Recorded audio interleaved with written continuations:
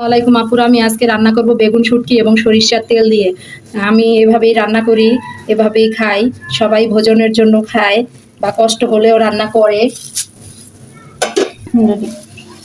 আসলে দুপুরবেলা তো, তাই আমার চুলার উপরে দেখেন পড়েছে এই রোদের একটা আলো পড়েছে। আমি দিয়ে দিচ্ছি পেঁয়াজ। পেঁয়াজ কুচিটা আমি একটু হালকা ভেজে নিব, সঙ্গে দিয়ে দিব আমি ছোট ছোট টুকরা করে রেখেছি লইট্টা শুটকি দিয়ে বেগুন অনেকেই খায়। তো আমি আজকে লইট্টা শুটকি দিয়ে আমি আমার মতন রান্না করছি। আমি একটু এখানে পেঁয়াজ এবং শুটকিটা সুন্দর করে ধুয়ে নিয়েছি, ক্যামেরার আড়ালে কেটে নিয়েছি। এখন আমি লবণ দিয়ে একটু ভেজে নিব, পরিমাণ মতন লবণ দিয়ে ভেজে নিব। শুটকিটা ভেজে নিয়েছি।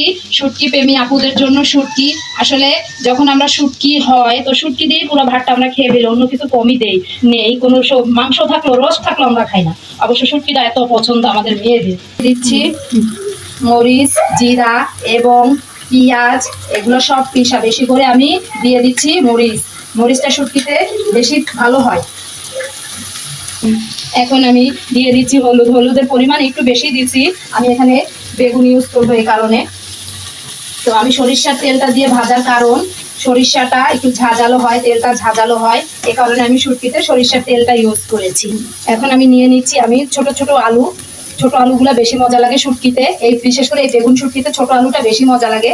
আমি ছোট আলুগুলো নিয়েছি।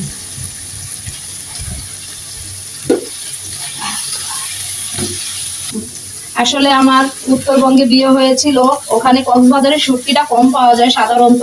শুধু পুকুরে যে মাছগুলা ধরে ওরা সাধারণত ওই মাছগুলো দেখে নিজেদের হাতে শুটকি তৈরি করে নেয়। তো আমি যখন খাওয়া শিখে গেছি, তো আমার শ্বশুরবাড়ি যখন গিয়েছি আমি, তখন আমি ওদেরকে এই শুটকিটা এখান থেকে নিয়েই আমার বাসায় যখন আসতো খাওয়াতাম, এবং আমি যখন ওদের বাসায় যেতাম তখন আমি একবারে শুটকিটা কিনে নিয়ে যেতাম। সবাই অনেক অনেক পছন্দ করতো আমার হাতের এই শুটকি রান্নাটা।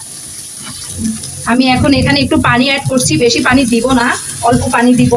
পানি অ্যাড করতেছি, পানিটা দিয়ে একটু মাখো হয়ে গেলে আমি এখানে বেগুন দিয়ে দিব। পানিটা একটু গরম হয়ে গেছে, এখন আমি লম্বা বেগুনগুলো, গোল বেগুনগুলো আমি এভাবেই কেটে রেখেছি, আমি আস্তে আস্তে করে এখানে দিয়ে দিব। আসলে দুপুরবেলা আমার ফ্যামিলির জন্য অন্য খাবারগুলো তৈরি করেছি, তো ওই খাবারটা শিং মাছের তরকারি, আলু দিয়ে ঝোল, অত এই খাবারটা আমার কাছে একদম ফেভারিট না। তো আমি চট করে ফ্রিজে আমার রেডি করাই ছিল সবকিছু, তো আমি ফ্রিজ থেকে বের করে চট করে এটাই রান্না করে নিয়েছি। ওরা ওগুলা দিয়ে খাবে, আমি এটা দিয়েই খাবো। তো সবাই হয়তো আমার মতন আপুরা এরকমই করেন, তাই না? আমি একটু কাঁচামরিচ দিয়ে ঢেকে দিব। তো শুটকিটা কম মশলাই আমাদের হয়ে যায়, এত মশলা লাগে না। তো শুটকিতে বেশি মশলা দিলে কিন্তু শুটকির ফ্লেভার থাকে না। আমি এখন ঢেকে দিচ্ছি, সেদ্ধ হওয়া পর্যন্ত অপেক্ষা করবো। ঝোল কতটুকু কে খাবেন জানি না, আমার মতন আমি কতটুকু ঝোল রাখবো সেইভাবে আমি পানি দিয়েছি। রেডি হয়ে গেল আমার লইট্টা শুটকি এবং বেগুন।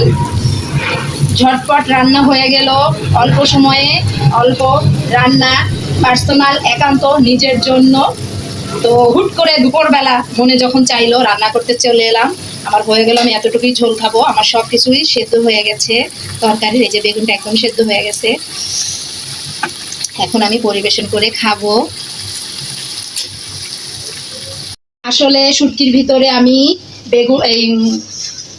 ভিতরে আমি ধনিয়া পাতাটা নেইনি। ধনিয়া পাতাটা নিলে মনে হয় কি, তো ধনিয়া পাতাটার ফ্লেভারটাই বেশি, আমার শুটকির ফ্লেভারটা কম। এই জন্য আমি ধনিয়া পাতাটা শুটকিতে কমই খাই। তো শুটকি যেহেতু খাবো, শুটকির ফ্লেভার না থাকলে তো শুটকি খেয়ে লাভ নেই, এই জন্য আমি ধনিয়া পাতাটা দেই না। হয়ে গেল আমার লইট্টা শুটকি, বেগুন, আলু, হালকা পাতলা একটু ঝোল। দুপুরবেলা গরম গরম ভাতে পরিবেশন করবেন, দেখবেন যারা মাছ মাংস খাচ্ছে সব ওই খাবারগুলো বাদ দিয়ে এই খাবারটাই খাবে।